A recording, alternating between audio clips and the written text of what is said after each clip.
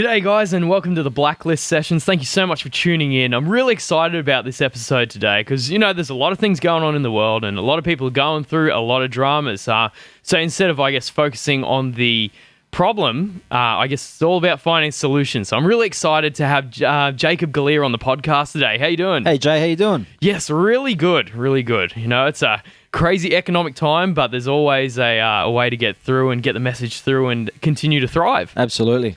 Yeah, so I think the best way to start the podcast would be to have a chat about what you do. Absolutely. Look, Jay, I'm labelled as a success coach. What I do really is transformational human change. So my job is to go into boardrooms and go into people's lives and help them become a better version of them.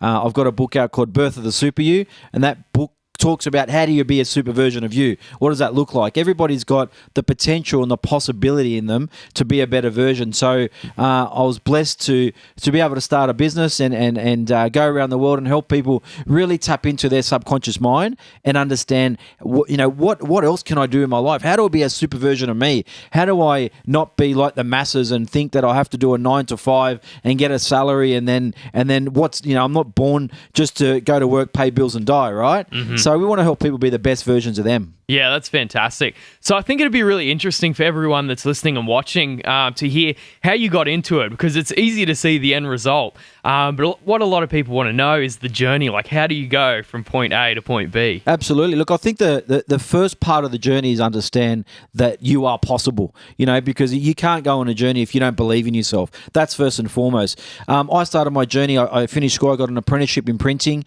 I worked with an amazing, very wealthy family called the Hannon Group.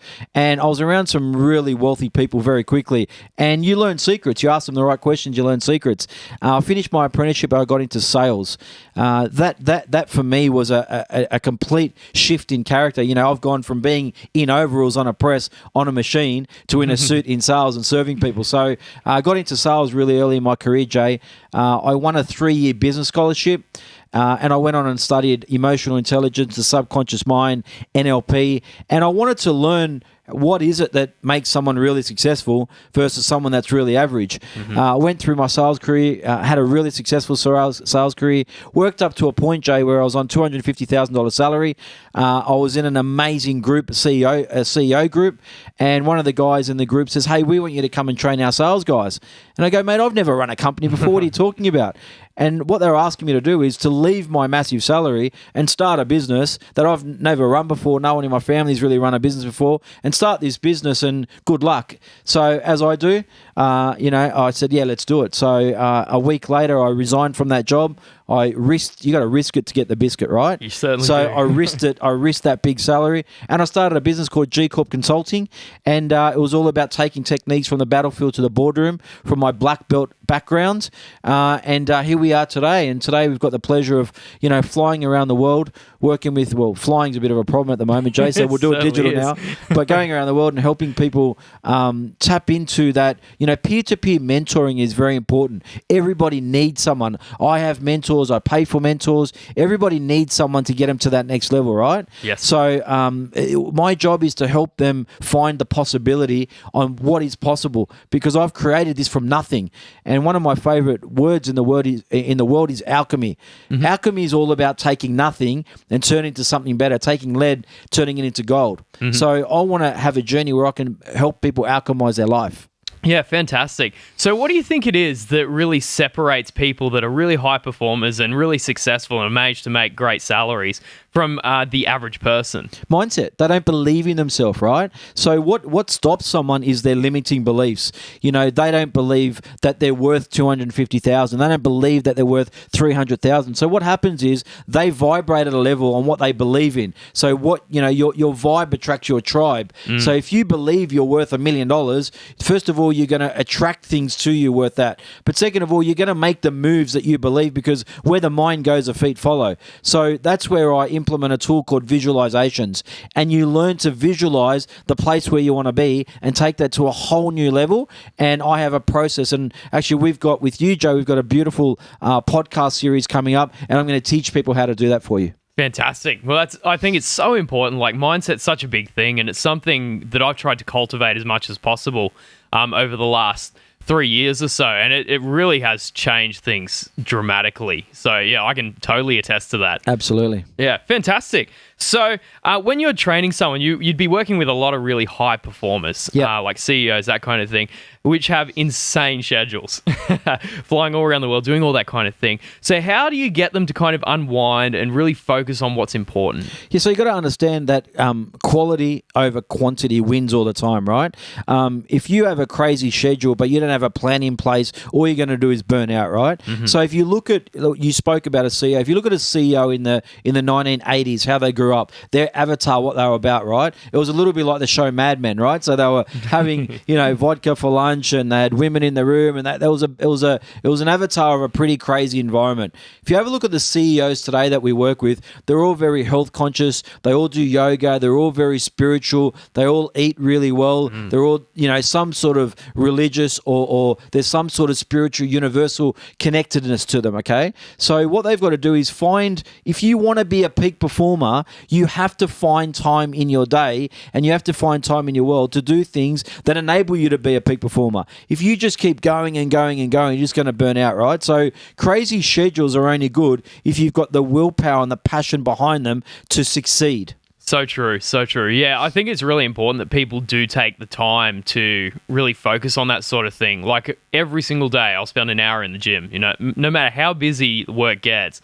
how many projects I got to churn out. I think it's really important for people to take that time and to, focus on their health, make sure they're not constantly eating crap and all that kind of stuff. Absolutely. You've got to switch off, right? Because, you look at a fast car that moves fast crashes fast, right? Mm-hmm. Success is a long game. People are trying to opt in for a short win or a short success. It doesn't work like that. It's a long game. So you've got to think that your mind, your body, and your soul have to be strong to take on that long game, or you'll crash every time. And we see it all the time. We see people in our retreats that we do, in my seminars that I do, and we get people in the room and they're exhausted. We run Saturday retreats, immersion sessions from 8 a.m. to 8 p.m.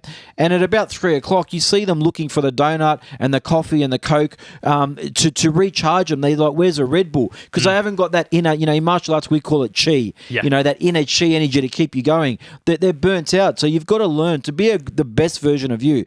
You've got to have your resources and your intelligence in place and the tools required to take you there, or you won't last very long. Yeah, it's so true. You've got to have that inner willpower. And I think finding something that you're really passionate about is a big part of that. Like, I know when I started video, something that I absolutely loved, and being out, like, getting the opportunity to work with a lot of big acts like Lee Kernaghan and, all those guys, like, they bring so much passion to their projects. And you just get this connection of, like, passion, and it really creates great results. Absolutely. If you look at the word passion, if you break it down, it's breaking down as pass I on. So what it is, it's about passing the best version of you on, right? But too many people in life aren't passionate. Like I see them every day in boardrooms. They want to be something, but they're delivering a half-assed self to the world, right?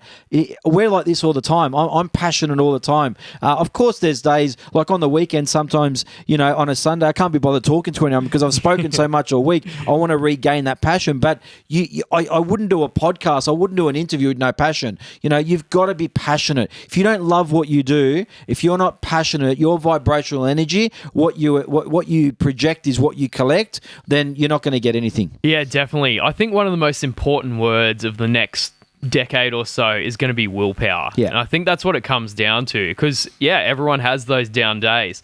Everyone has the days where they don't want to go to the gym. They're like, no, I'm too tired. But it's those people that have the willpower to push through, which do the things that other people don't do. Absolutely. That get the results. Look, I feel sorry for the young ones today, the 19 and 20-year-olds who are brought up on technology that their mindset's weak. Unfortunately, they're growing up on a weak mindset where, I remember growing up and I had a BMX and no helmet and we used to ride for kilometers and had no phone, and if you fell off, you had to walk back with grazed knees, and it was all good, But the kids of today are stuck inside. They're on PlayStations, they're on TikTok, they're in front of this virtual world, and they're not really learning what it takes to be a warrior. They're not really learning what it takes to kick ass in the world. And what happens is they're going to grow up and they're going to be soft. And it worries me about, we do a lot of training, and that training for the young generation in schools that I do is about training tomorrow's leaders today, because they have to learn an old school system of having a strong mind and a strong inside. Otherwise, they're not going to last. Any little thing that happens, they're going to fall over. Exactly. And I see that so much, even within my generation. Like, I'm 28 now, and a lot of people that I went to school with, that I've still got them on Facebook, and I see them all the time with such a negative mindset, and they're like, there's all this stuff in the world and there's nothing that I can do. And that's literally the worst thing that you can say. Because, everything out there, you can't control what's out there, but you can control yourself and how you react to it. Look, what you should be doing is, yes, there's stuff going on in the world. Let me tell you what we're doing in my business when the stuff's going on is we're learning to adapt, okay? So rather than be a victim, be a successor. So we're going, okay, our events, for example, we can't get our events going anymore for, let's say, for 6 months.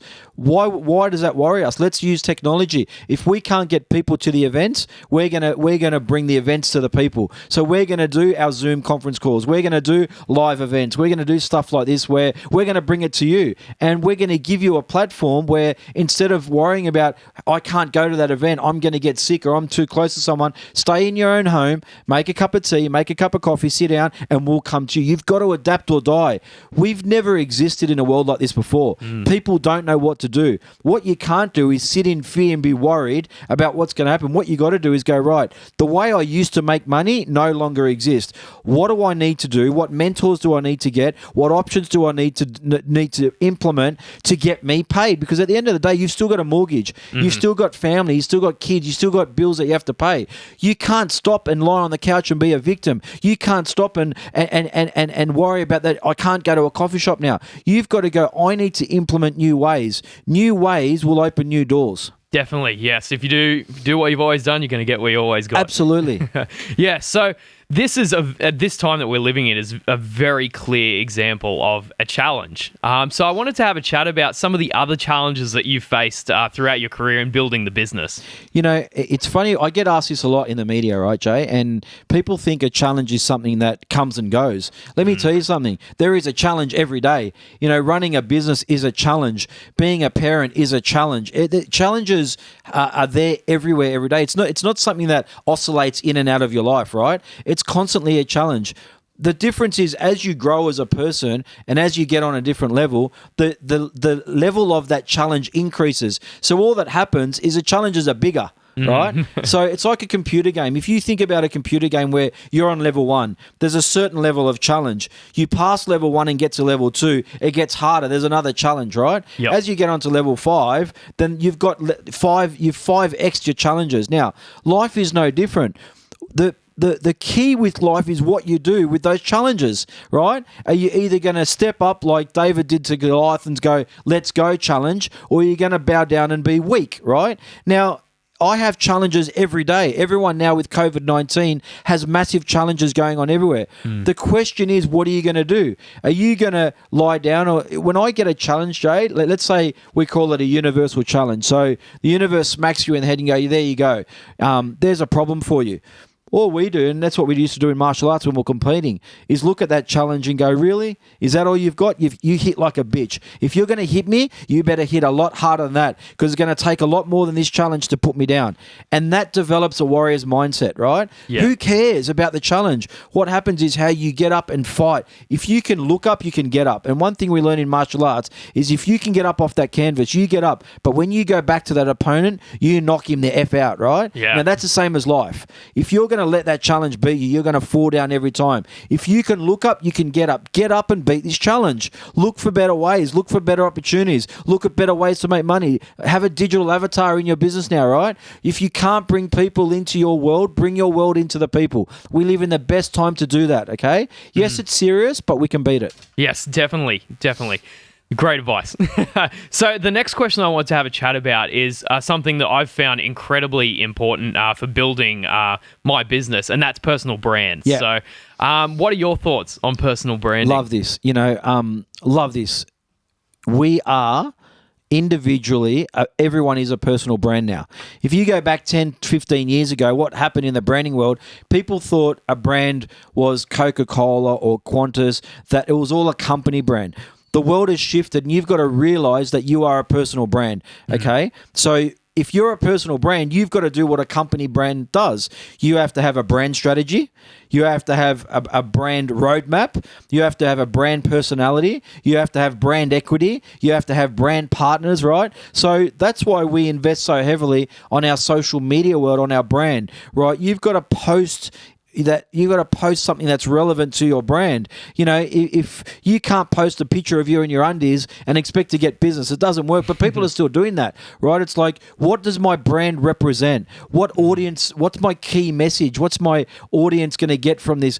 Branding today is so critical for individuals, right? Because you are the CEO now of your own company called Me Proprietary Limited. And unless you realize that you're a brand and that brand is going to go out and create what's called brand equity, you're going to be left behind, okay? So you have to understand that branding is the way forward. You have to learn how to brand yourself.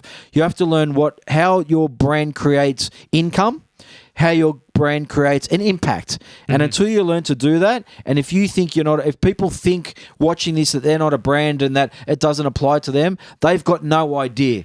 It's all about branding. You are your own CEO of your personal brand, and you better start investing in it very, very heavily, because the competition is about to get very fierce. It certainly is. I mean, look at a company like Tesla, for example. Like, that company would just be nothing like it is today without Elon Musk as like the CEO, and his personality and, you know, his little quirks and things. People really buy into it. Yeah. Oh, they do, because look, the world's changed, right? People want to know with Tesla now who's the man behind the brand, right? Because people have shifted.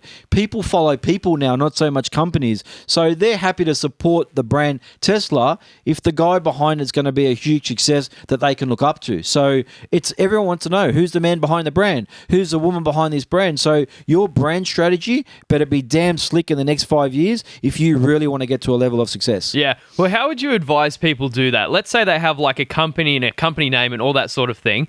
How would you advise someone to build a personal brand that kind of feeds into the company and helps to generate sales? Well, I do it perfectly in my company. I run a company called G Corp Advisory, which is the training side of my business, right? But G Corp Advisory is the vehicle.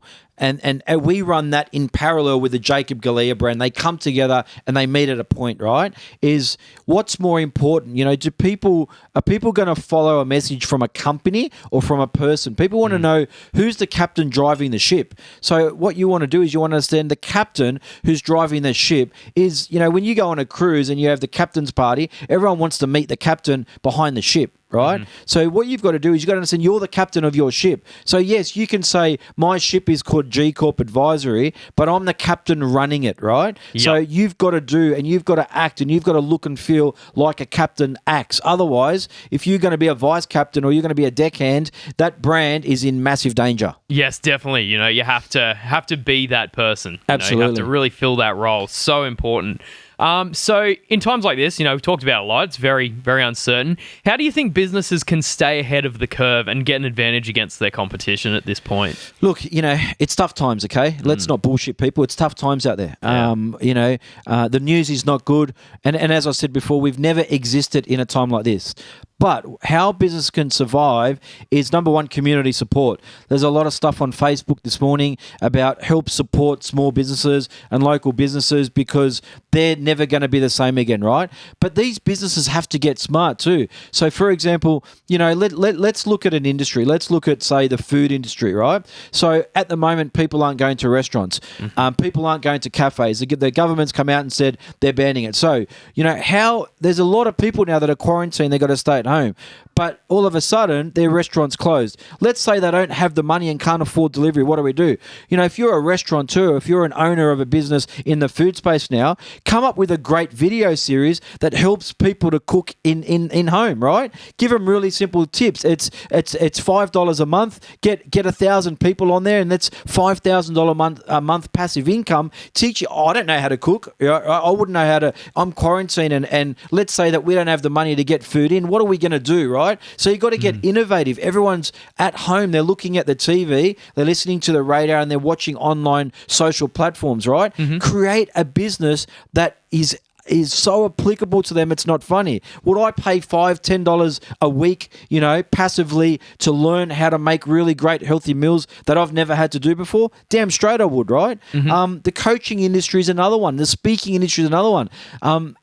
Businesses are forcing people to work from home. Let's say you're a corporate and you work for Macquarie Bank and you've never worked from home and you don't know how to do a Zoom call and you don't know how to do interviews. Have a business that teaches people how to present themselves online and charge a small fee for it, right? And that's where the world's going, because we have to adapt or die, right? We do. We have to. Now, it's tough out there, like I said. It's not just as easy as that, and that's where your brand strategy's got to come into play. That's where all your equity that you've done in your whole life has to come into play, but there are solutions. Kick ass and find a way. Yeah, it's 100% the way. So you've done a lot of traveling around the world, like obviously Sydney, New York, LA. What are some of your favorite places that you've gone to visit before? Look, I do love the US. I go to the US every year on business. I do a lot of work out in New York, a lot of work out of LA. I've traveled. I've spoken in Germany in front of 10,000 people. I've spoken at Singapore at the Marina Bay Sands, which is a cool place.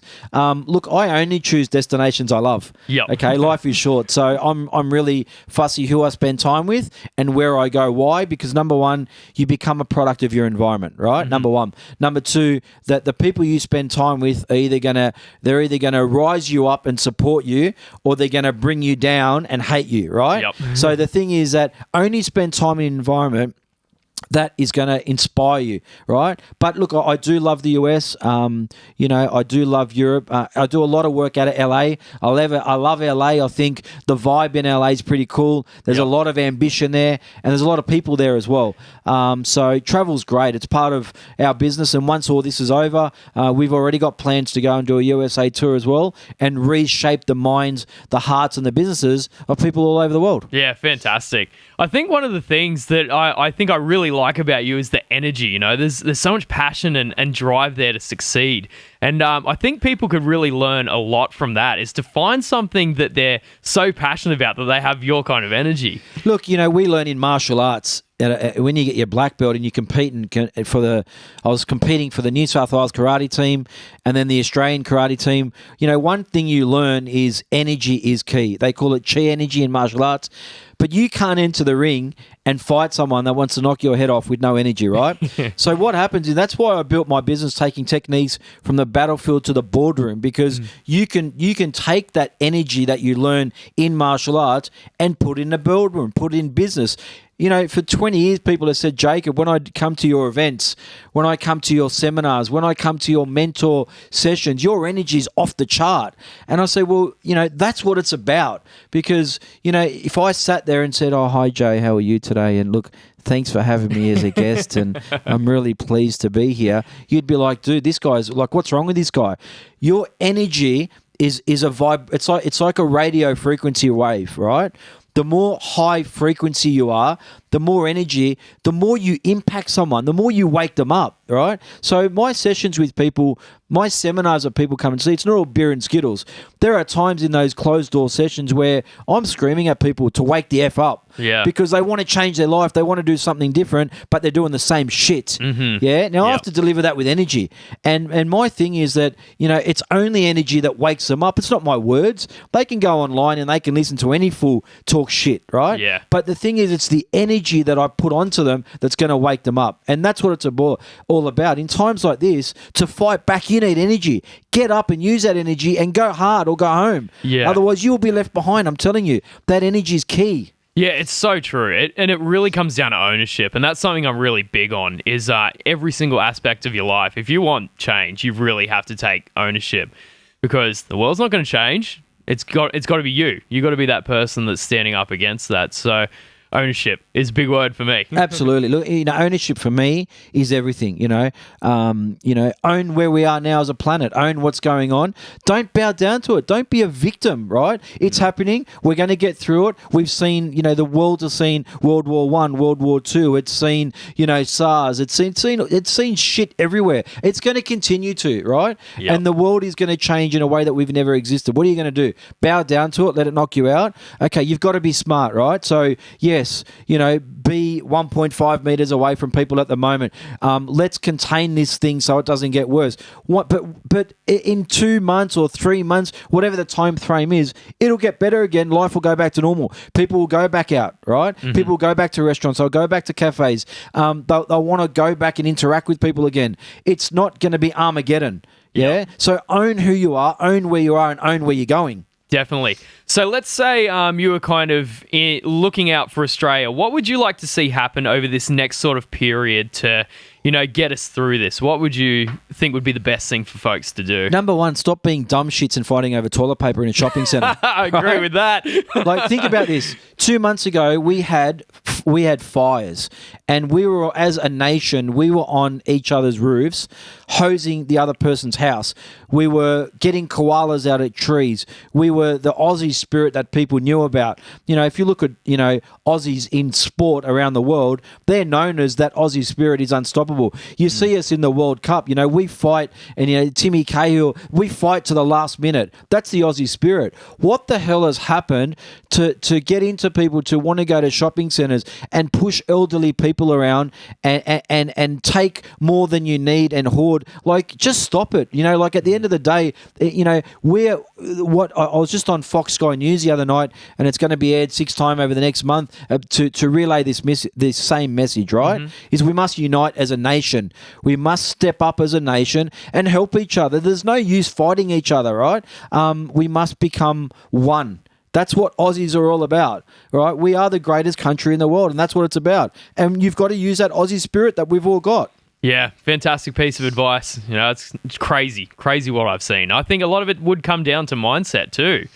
Look, I think a lot of it comes down to media propaganda and fear. You turn on your TV now, and even the most positive person can't help not being scared. It's normal, okay? The world, there's some serious shit going on in the world. Have a look in Italy at the moment, and the hospital beds are gone, and there's some serious people hurting. There is a serious side to this, okay, that we have to take very serious. Don't get me wrong, but at the end of the day, what can you control? Exactly. I can't control what's happening in Italy now. I can't control what's happening in the US now. All I can control is what me and my family do, what I do as a brand to help other people. So take control of what you control. Yes, be concerned. Yes, take precautions, but don't live in fear, because this thing's going to end, and you're going to have to get back out and be a better version of you and make money again and be back in the world. Otherwise, you'll fall over. Definitely. Fantastic advice. So, final question I've got for you. So let's say that there's someone that really wants to start their business. They're looking at they found their passion and they know exactly what they want to do, but they're just not sure how to start. Like, what's the most important thing that you think is for that person to do to get that business off the ground? www.jacobgalea.com.